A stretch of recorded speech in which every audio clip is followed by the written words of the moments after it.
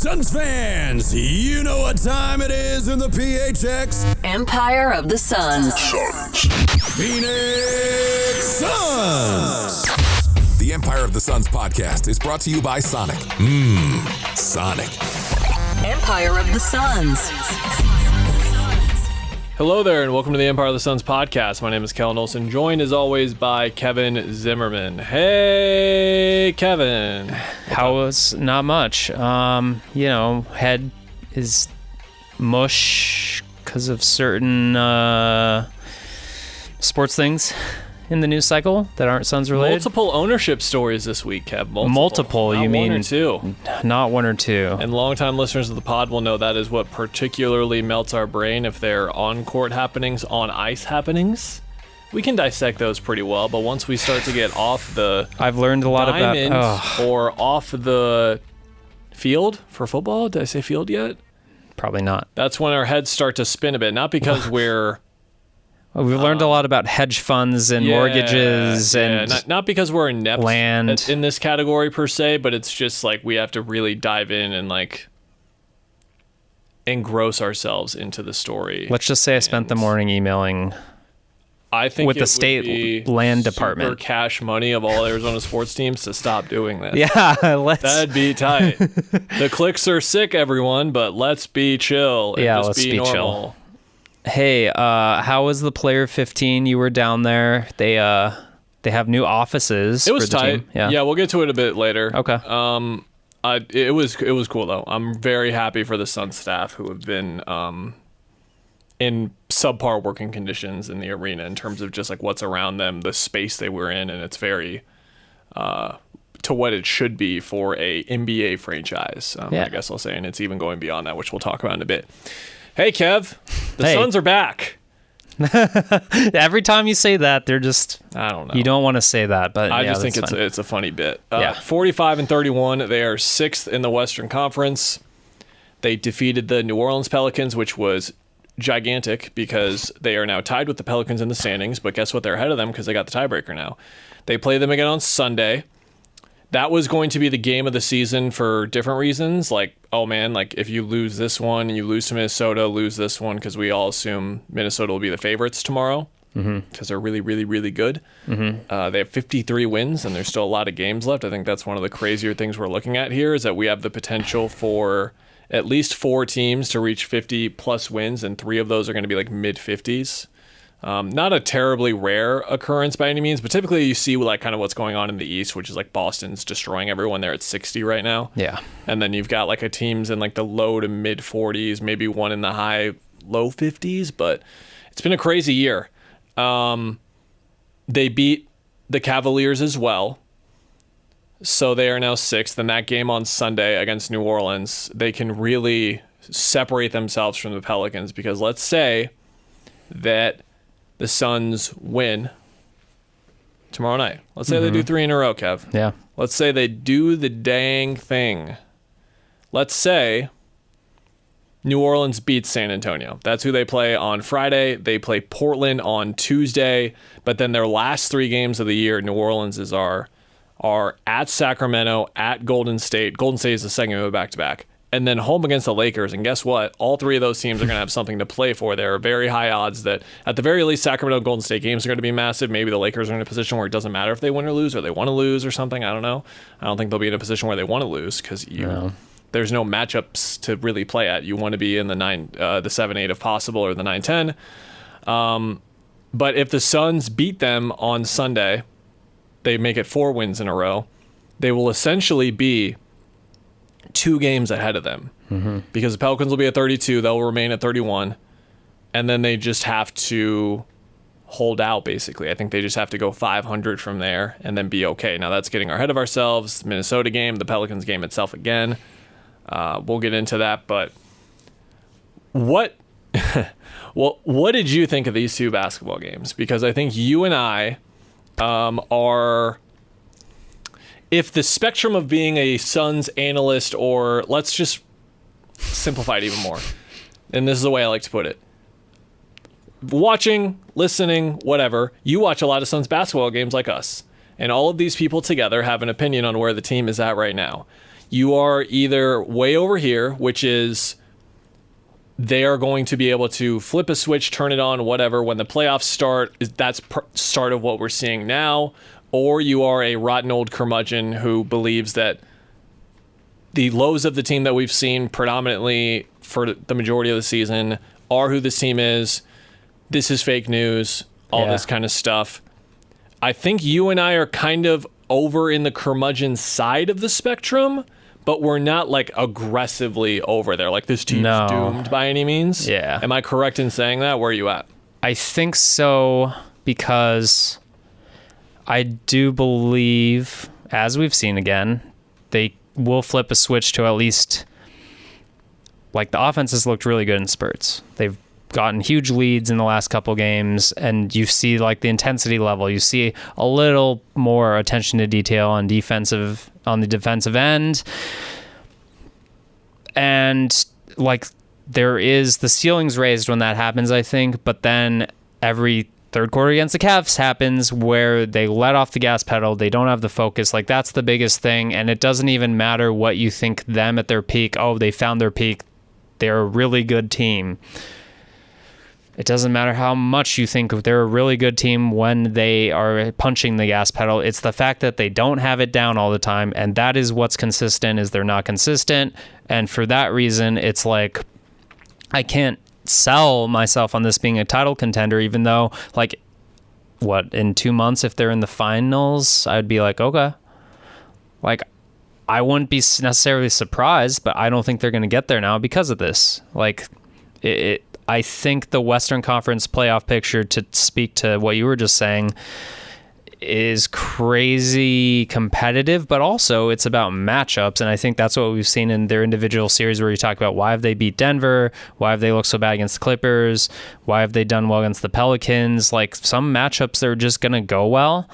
And so, like, that's a non-committal answer. But as far as where we're at, we're in the middle because this team has been so up and down. So I don't know. I just don't see any reason to go hard on one end, because I do think it's a really talented team. I do think that they haven't reached their potential, but I do think there is, like, the human nature. Like, this team could be bored for the entire regular season and to some degree get a little better, at least, like, with the effort and stuff. But that doesn't mean they're gonna just suddenly be this elite team that we haven't seen all season. The Warriors did that, but they're the Warriors. They were a dynasty. They had all this continuity together. Like, that's a once in a 20 or 30 years type of finals run that they did. Like, that just doesn't happen. Like, I don't think that, like, for example, to compare them to another team in the East, Milwaukee is not going to be able to be like, it's playoff time, we got our chance. It's like, no, you're a different team. You're under a different coach. It's not the same, and they're going to probably struggle as a result, whereas teams with a little bit more continuity, where, I hate to say this out loud because we just saw how terrible they played, but Cleveland and, like, New York, like, teams that have been together at least a little bit longer. New York's added some new pieces, and then obviously Boston. That's, like, why Boston is probably going to just annihilate the East, because not only do they have the continuity edge, but they are far and away, like, the best team in that conference. The weird part about the Suns is, as much as we're like, they haven't met their potential, like, go look at their record right now and then go say, okay, they didn't lose that many games to the Spurs. You pick out, like, who have they lost to? Like, Blazers, they have a loss. Pistons, do they have a loss? Well, the good news is, you just take a few wins away and suddenly they're a top 4 seed, and this isn't even a conversation, but we're having it because they've done that for late third quarter. Grayson Allen hits 3 threes in 90 seconds. The Suns go on a 14-2 run on the road. They're in blank city. They go up 14. There are certain teams that are going to look around and be like, we've never been in this position. It's game 4. We're down 2-1 in the series, or we're up 2-1 in the series. This is a massive moment in the series. Can we lock in, focus? We know they're going to fall off in the fourth quarter, that kind of stuff, right? When I look at the standings, Denver is the only team that really has that continuity to a certain extent. I think that Minnesota has quite a bit. They've been able to really establish some stuff. Finch has been there a while. I think Oklahoma City has a lot more than you would just think off the top of your head. Now, playoff experience, no, but continuity. Dagnall's been there, like, the whole time. It's like the Mike Malone, not Mike Malone, Mike Brown teams, and Michael Malone. I thought you were going to correct that part first. Okay. Yes. Who am I thinking of? Kings? Brett Brown. Oh, My sorry. goodness. I'm sorry. It's been a long day. We've been in a lot of places. Brett Brown, those teams that were going around Philly and then they got there. It's like they got there with him. So there was continuity there, but ultimately they had to make another decision and move on. I think Dallas has a bit. Now it's a different dynamic with Kyrie, but not so quietly. Him and Luka have just figured it out. They've got new pieces, Gafford and Washington, who are fitting into a certain extent, but Jason Kidd on the defensive end, you've seen it. They've been pretty good. I want to say the Clippers with Ty Lue, but they're a mess right now. Did you see the Paul George quote about James Harden? No. It's not good. The Pelicans have it. The Kings have it. The Lakers do not have it. The Warriors certainly do have it. So there's a mix of it, but Denver's the only team where you're like, there is a tremendous advantage. So again, if they get matched up with a team like Minnesota or OKC, that's like another reason. They don't have an advantage all of a sudden. They have the least continuity of any team in this 10 by far, unfortunately for them. But this ties back to a conversation we had maybe 2 months ago, 3 months ago, somewhere in that range, where we talked about how we have to evaluate this team differently right now. Yeah. We have to evaluate them through the lens of not only do they need to improve and start winning games, but they need to get to at least a certain threshold for them to meet their expectations, because I think it's a popular thing to say right now, or 6 weeks, more like 6 weeks ago, 4 weeks ago. I think like the Wemby loss, the loss to the Wemby-less Spurs was the one where everyone was like, stop saying they're a title contender. They're not a title contender. It's like, well, no one's saying they're a title contender, but we have to stay true to what the expectations were for the team, because that's the entire reason they did all of this. Yeah. The entire reason why they mortgaged their future. I said it on the air last week. We're not going to know how much this was worth it, not worth it, until we see how quote unquote bad it gets. Like, how bad is it really without all these draft picks and without two building blocks of your future, all that kind of stuff? We don't know. We have to get down there. Unfortunately, I can't be the hot take guy and say right now they should have never traded for Kevin Durant, all that kind of stuff. I don't feel one way or the other right now, and I'm probably not going to for quite a while still.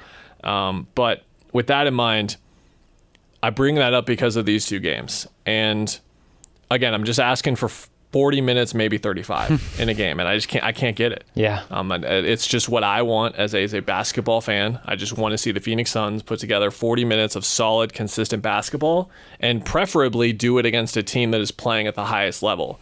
I thought that the Pelicans were trying to at the start of the game. The game plan execution against Zion was fantastic, and they really dialed it in.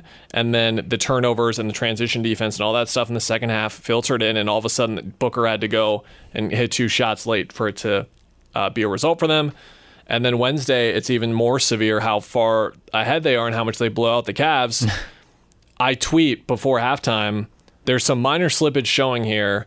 They got to come out in the start of the third quarter and just not allow this to be a game. Just don't give up. You don't have to like blow them out more and go up 40. Just play even. Just hold even there. And they immediately give up, what was it, a 15-4 run? Is it 17? I don't know. 17. Yeah. It was 17-5. It was 17-5 to start the quarter. And then coming out of that timeout, Mitchell's like bouncing around. He's getting to his spots. They're zooming around on defense. Did it ultimately matter in the grand scheme of the game? It didn't, and they were fortunate that it didn't. But we've seen that. We've talked about that in the Houston game they lost a couple weeks ago.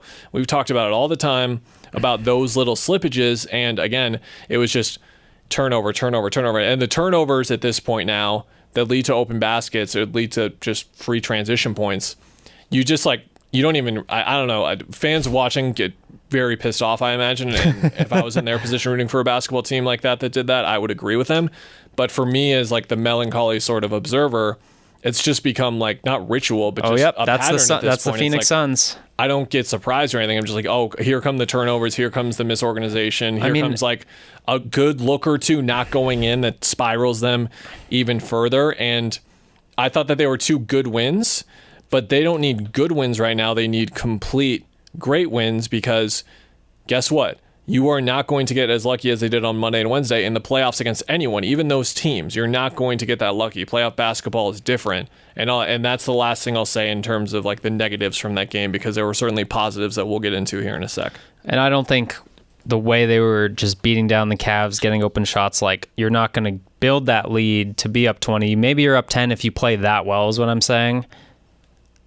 And then when you let the slippage happen, suddenly you're down 5 instead of still up 10, 15, you know? So I just don't think that's going to carry over well at all.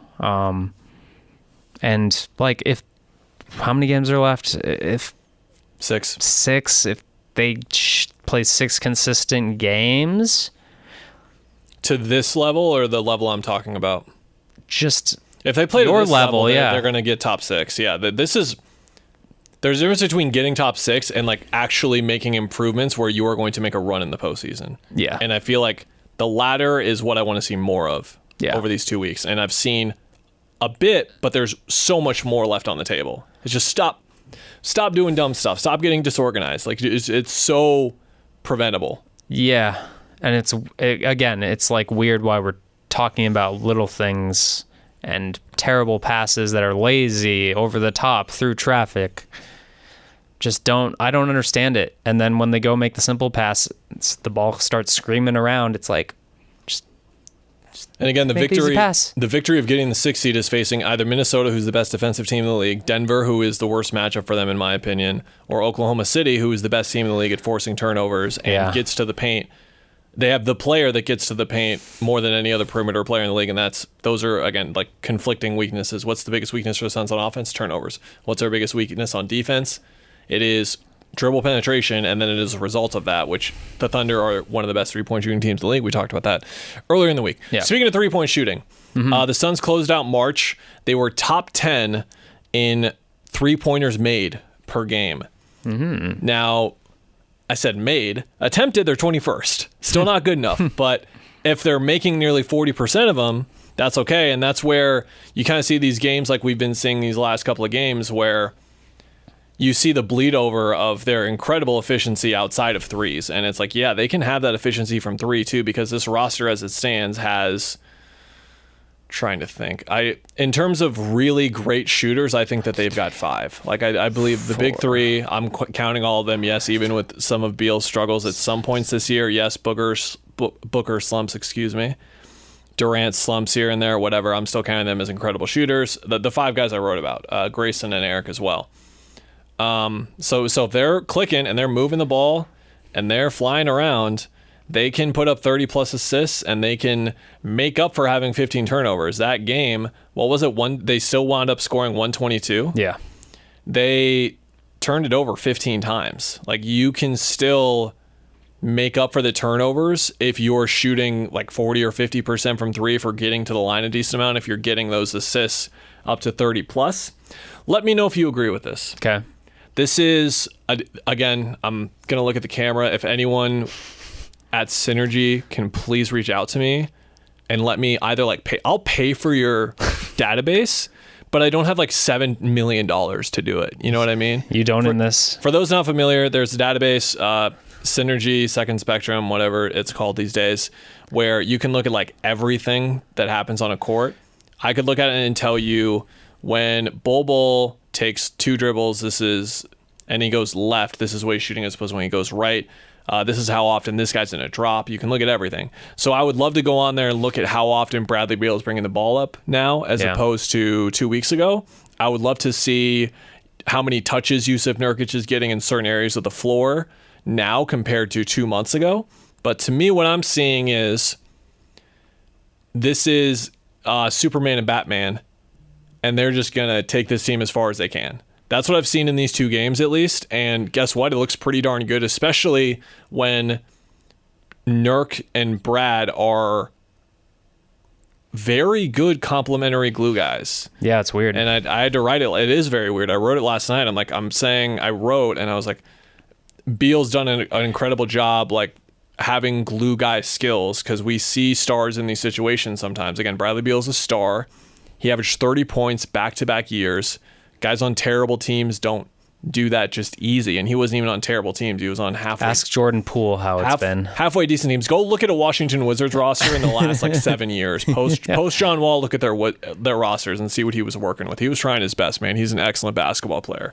So for him to be doing what he's been doing in these games, like Book mentioned the tap outs and stuff, for Nurk to be doing what he's doing, which he's just done taking threes. They stopped having him shoot threes.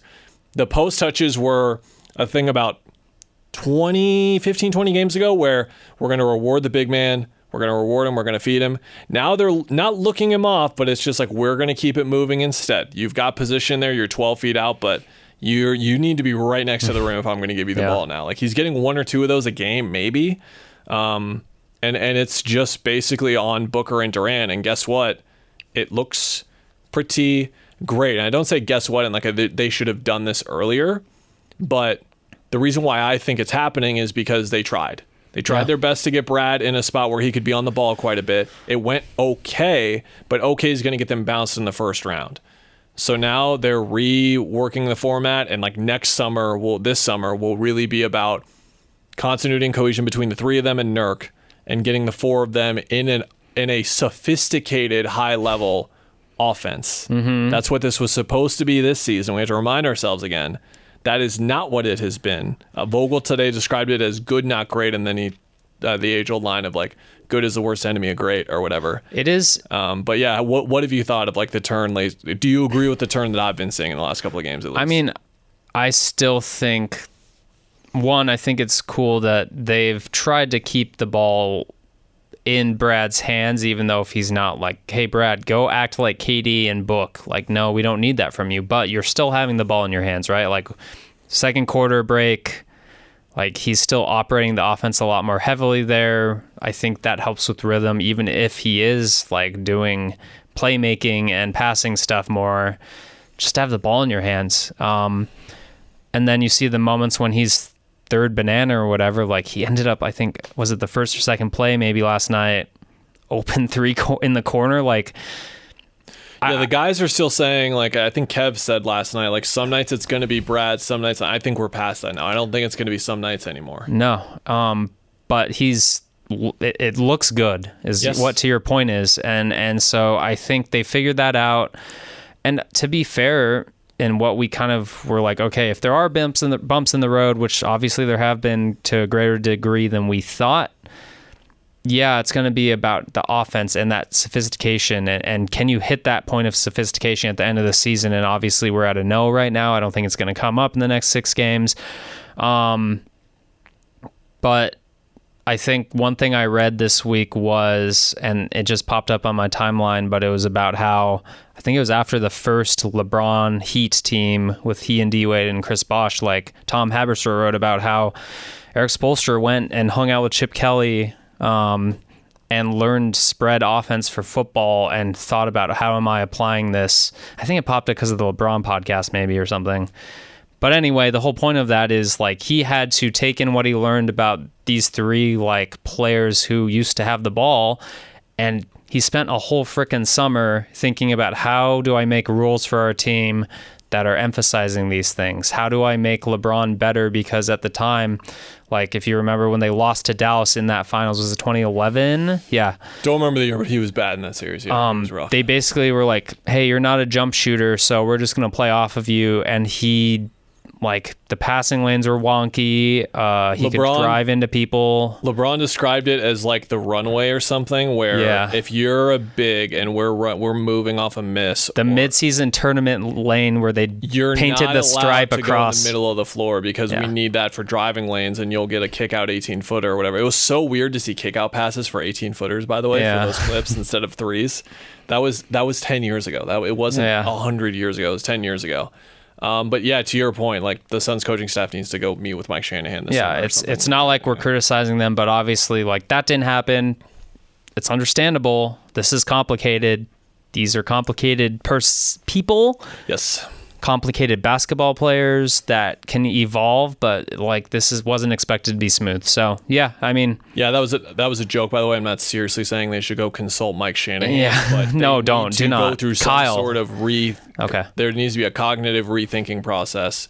We'll see what the coaching staff is. I don't know what it will be. Also that, yeah. Kevin Young also apparently attached to that Hornets job, as he should be. He should get a shot.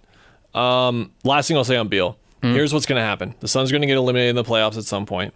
And at that point, everyone is going to hyperanalyze on Beal and how he is underperforming and how this is the worst year of his career and all this stuff. And what I'm going to say then, and what I'll say now is he's done everything the team's asked. He's played through multiple injuries. He's worked his way back from all these other injuries. And again, as his role gets smaller and smaller, he's still playing well. If I told you they could trade Chris Paul for a guy that is going to effectively run your offense in stints and get to the rim as much as possible, be the best rim pressure guy on your team, be a good three-point shooter, and someone who is active defensively. Now, has Brad been a good to great defender this year? I don't know. I haven't focused enough on it centrally, but he's really working hard, especially in the last 6 weeks since the point guard flip. He's been busting it on defense. So I think that deal and like his arrival has actually worked out fine. It's been okay. It is not going to be. If we're talking about when we're having these conversations in whenever the season's over, we are not going to be talking about how should they have traded Chris Paul. Now, it's an interesting discussion to have then. Like, if you would have gotten Chris Paul to take the Golden State role, but take it here, that's a different conversation. But like, you're shaking your head. No, I'm shaking my head. Like, there's no way that would have happened ever. No, like it just wouldn't have happened. No. It was time. And also when we have that discussion about whether he's living up to expectations, everyone I think naturally has he's being paid $50 million to do this job that obviously he's better than that and he's worth not as much in his role doing that, and it just doesn't match up. So I think people easily gravitate, well, why are we paying this X amount for this talent? And it's like, well, you know what? Because if you had traded Chris Paul for anyone else, you wouldn't have gotten that talent at all. So you either overpay and get less, or you just tank whatever his amount of money and say farewell to it, and they got a good player in return. So that's how you have to judge the trade. I have a feeling next episode we're going to be talking about how necessary it is for them to avoid the play-in because of the break they'll need. Durant and Booker played 41 and 39 minutes in those games. Only 36 and 37 this one, but it was a 25-point blowout at a certain point, and they still had to play 36 and 37 minutes. That is going to continue, like I said, to my point of these two guys, Superman and Batman.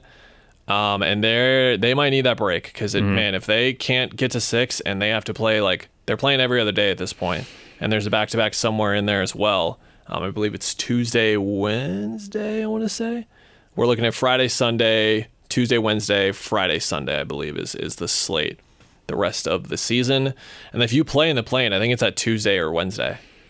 It's quick. So having that break of the play-in tournament to rest for them will be big. Last basketball thing before we go. Yeah. This is going to be a talking point for a lot of people. I don't really pay it any mind because I just don't really have that strong of an opinion on it to see both sides of it. I just don't see both sides of it. Royce starting, it looked great. Mm-hmm. Grayson missed a game. Royce started, it looked great. People have been asking for this in some stretches anyway, and we saw it, and it looked good. Grayson's back tomorrow. He's probable, so we assume he's back. People are already replying, like, is he going to come off the bench? And all this kind of stuff. What do you think? Because I lean one way incredibly heavily at no slight to either guy. It's not going to happen.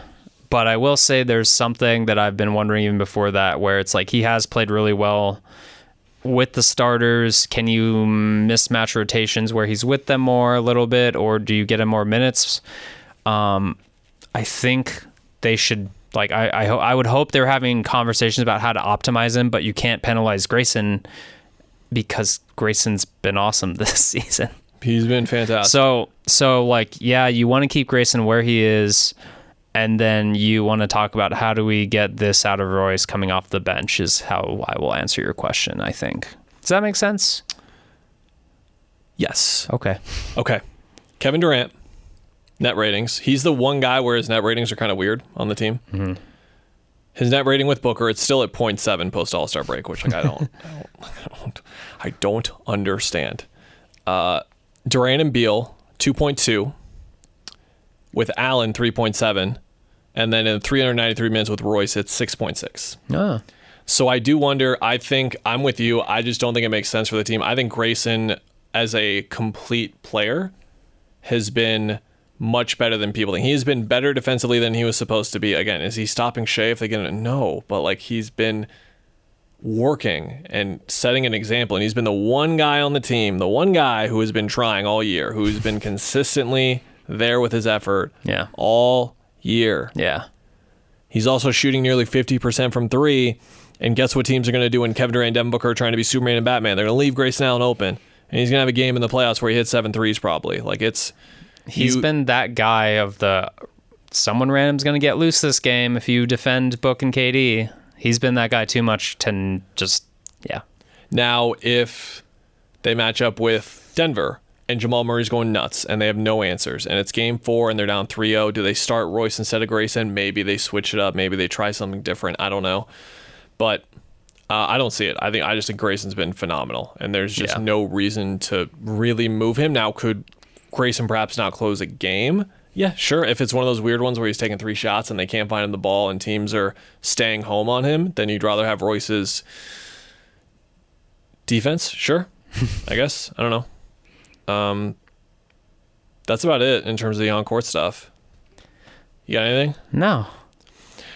Player 15, group Headquarters is a thing. I don't fully understand what the thing is, but essentially it is involving Sun staff, Mercury staff, Arena staff, and then there's other ventures that may possibly, that I don't know. It's okay. So when did they announce that? It has only been 5 months since they announced that they were going to open a new facility, and they're already going to be working out of there on Monday. Yeah. Here's the deal.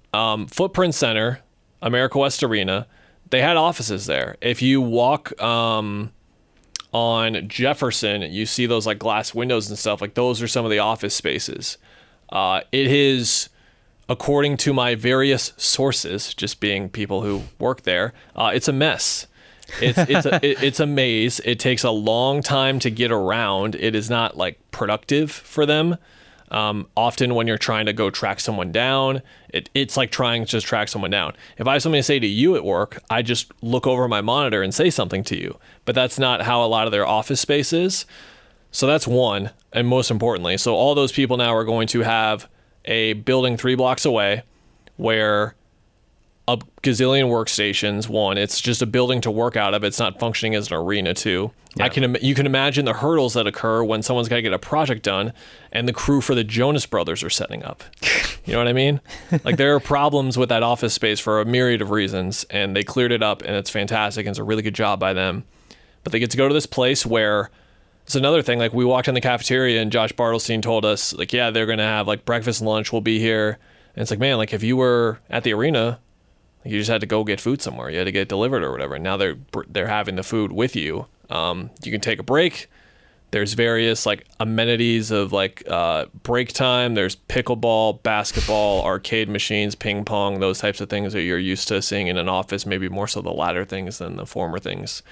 But it looks like a much more conducive work environment, and is going to greatly upgrade their efficiency in all of their departments massively. So it was sort of a no-brainer, but again, as we have talked about on this podcast, pre-ownership change and post-ownership change, just because it makes sense doesn't mean people do it. Someone's got to be able to spend money on it, and this man, Mr. Ishbia, has been spending the money.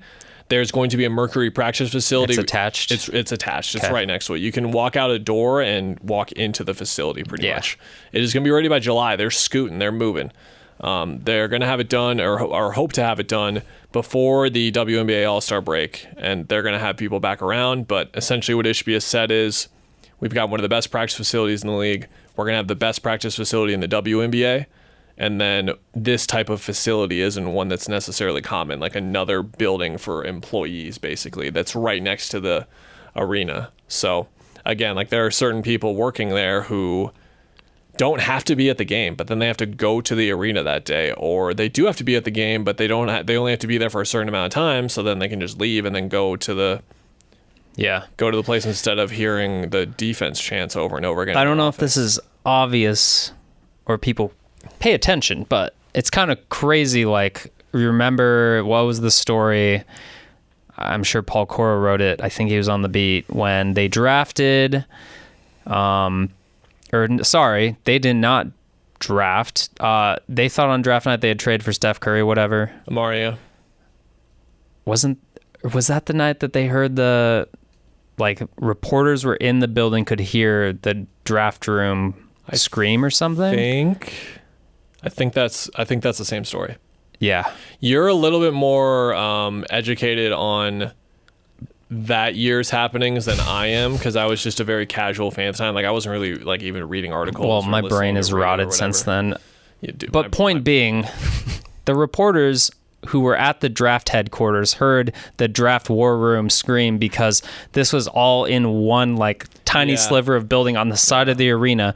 And then obviously since then, the basketball operations moved out to Camelback in 44th. And so that took out like James Jones and his staff at least, and the basketball men who used to practice in the arena in like where there's now a club or whatever. And now the Mercury have that, but also like all the business offices are there. Like that's basically 3 buildings full of people in one building that the majority of the building was the basketball court and the stands. Yeah. And so this is nicer is what I'm trying to get at. And the whole point of this is you can see what's happening with the Mercury right now. Bartelstein said her agent talked to, if you're not familiar, Cleo Copper, tons of accolades, faced the Mercury in the finals. They traded the number 3 pick and a couple of other stuff to get her to come here. And they said she wanted to come here because she saw the work they were putting in. And again, Ishbia said it too, like that's going to matter. They're going to be able to retain free agents because people want to stay here because they see the work that they're putting in.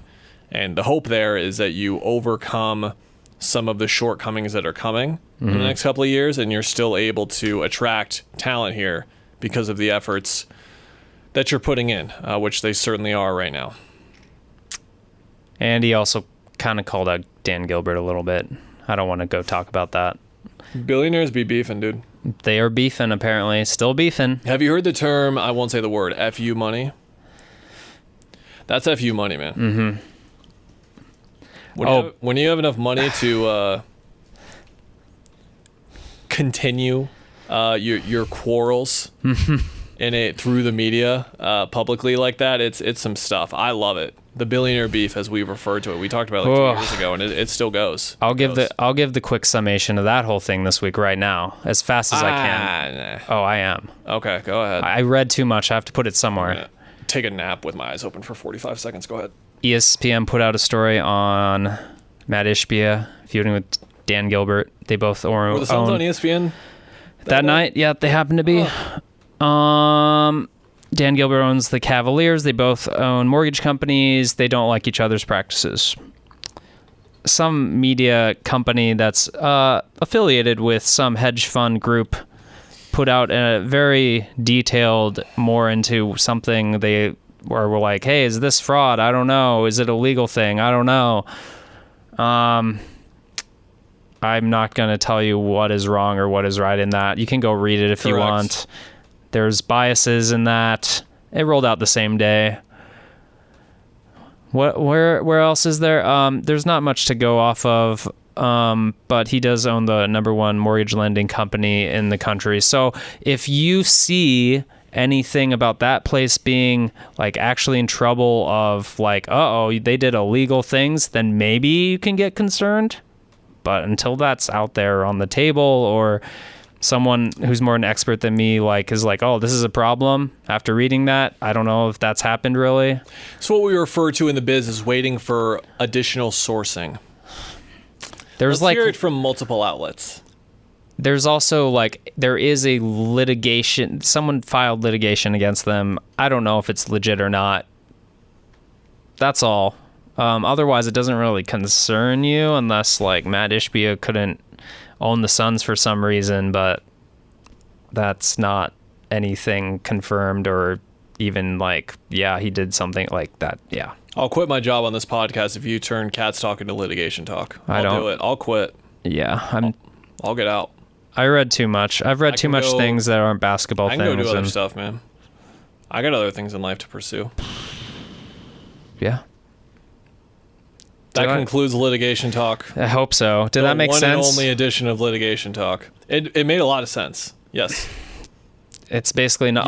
Everyone made a big deal. Just like anything. Yeah. For the most part, in this range, take it for face value. Take it for what it is. Everyone made a big deal about. He said bad words on a voicemail. It's like, that's not the story. Even that's not important. Yeah. Have you ever said bad words before? No comment. You say no comment. I almost cursed in front of myself yesterday. Okay. 2 listeners who might be listening right now were very kind, and I took a photo with them, and I was about to say the F word, and then I was like, oh, no. And then it reminded me children listen to this podcast, apparently. Really? I guess so. The kid was stoked. I don't know. Thanks, kids. Thank you, child. I should have asked for your guys' names so I could shout you out, but you know who you are. You did shout them out. All right. Oh, thanks for litigation talk with me. I'm tired. I shouldn't have even. I'm ready for basketball tried. tomorrow. Can we do basketball tomorrow, please? Is that okay? Almost there. Final 4 pick, go. Boring UConn. Purdue. Yeah. That'd be my number 2. I want the DJ Burns Cinderella story to never end, but that guy is Godzilla. Oh, yeah. That guy's fun. And the really annoying thing about watching them, because I don't particularly enjoy them, is they have guards who make shots all the time. Mm-hmm. And they get in close games, and then the guards are just like, oh, we'll just hit 3 threes in 3 minutes, and game's over. And it's like, well, that's annoying, because you have the best player in the country and like one of the best college basketball players of all time. And then you get those guys, too. Yeah. And like Braden Smith. We have a Purdue listener, definitely. So that's rough. I say this because I tweeted, like, I apologize to people who are Suns fans and Illinois fans because Illinois got absolutely rolled in the second half. Yeah. Apologies to Lauren Colville, diehard Illinois fan, for me saying this on the podcast. I made some Terrence Love Jr. jokes. Some Caleb Shannon Jr. There were, and like I had multiple people being like, "Thank you, this is brutal," and it's like, yeah, you had to watch your teams in different ways do this. That's tough, but they had a great year. They had a great run, so they have nothing to be disappointed or sad about. It was just not the best ending, but that's how everyone felt about the Sun seasons too, right? Yeah. Okay. Yes. All right. The thing about Sonic is they let you add flavoring to your drinks, and not a lot of people know that.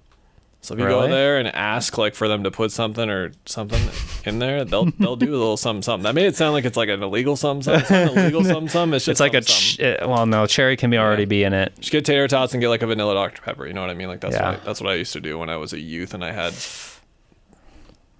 whatever. Okay. All right. Are we done? You have to end.